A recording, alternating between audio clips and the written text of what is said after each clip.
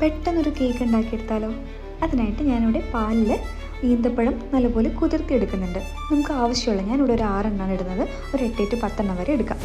അതിനുശേഷം 2 മുട്ടയെടുത്ത് നല്ലതുപോലെ ബീറ്റ് ചെയ്ത് എടുക്കുന്നുണ്ട്. അതിലേക്ക് ഞാൻ പൊടികൾ എടുക്കുന്നത് ഓട്സ് പൗഡറും വീറ്റ് ഫ്ലോറും ആണ്. ഞാൻ ഓട്സ് പൗഡർ ഏകദേശം ഒരു 6 സ്പൂൺ ചേർക്കുന്നുണ്ട്. വീറ്റ് ഫ്ലോർ ഞാനൊരു 8 സ്പൂണും ചേർക്കുന്നുണ്ട്.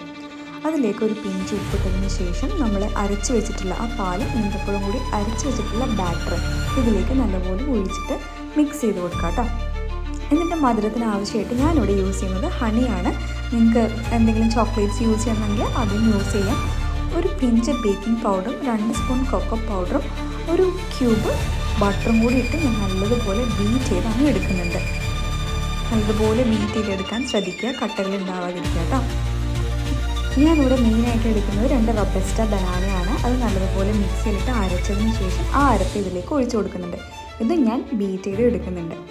നല്ലതുപോലെ ബീറ്റ് ചെയ്തതിന് ശേഷം ഞാൻ കേക്ക് ട്രേ എടുത്ത് അതിലേക്ക് ഞാൻ ഗീ ആണ് പുരട്ടി കൊടുക്കുന്നത്. ബട്ടറോ ഓയിലോ എന്ത് വേണമെങ്കിലും പുരട്ടി കൊടുത്തിട്ട് ആ ബാറ്റർ അങ്ങ് ഒഴിച്ചു കൊടുക്കാം. അതിലേക്ക് നമുക്ക് ആവശ്യമുള്ള ടോപ്പിങ്സ് ഞാനിവിടെ ഇടുന്നത് ചോക്കോ ചിപ്സ് ആണ്. വൈറ്റ് ചോക്ലേറ്റും ഡാർക്ക് ചോക്ലേറ്റും ഒക്കെ എൻ്റെ കയ്യിലുണ്ടായിരുന്നു. ചോക്കോ ചിപ്സ് ഞാൻ അതൊക്കെ ഇട്ട് കൊടുക്കുന്നുണ്ട്. കുറച്ച് വാൽനട്ടും ആൽമണ്ടും കൂടി പൊടിച്ചിട്ട് അത് ഞാനങ്ങ് സ്പ്രെഡ് ചെയ്ത് കൊടുക്കുന്നുണ്ട്. ചോക്ലേറ്റ്സ് ഉണ്ടെങ്കിൽ ആ ചോക്ലേറ്റ് ആണെങ്കിൽ നമുക്കൊരു ലെയർ പോലെ ആഡ് ചെയ്ത് കൊടുക്കാം കേട്ടോ. ഇത് ഞാൻ എയർ ഫ്രയറിലാണ് ഈ കേക്ക് ഉണ്ടാക്കുന്നത്. എയർ ഫ്രയറിൽ ടെമ്പറേച്ചർ ഒരു 180 to 190 ടെമ്പറേച്ചർ സെറ്റ് ചെയ്ത് കൊടുക്കാം. ഒരു 30 to 45 മിനിറ്റ് വരെ നമുക്ക് സെറ്റ് ചെയ്ത് കൊടുക്കാം കേട്ടോ.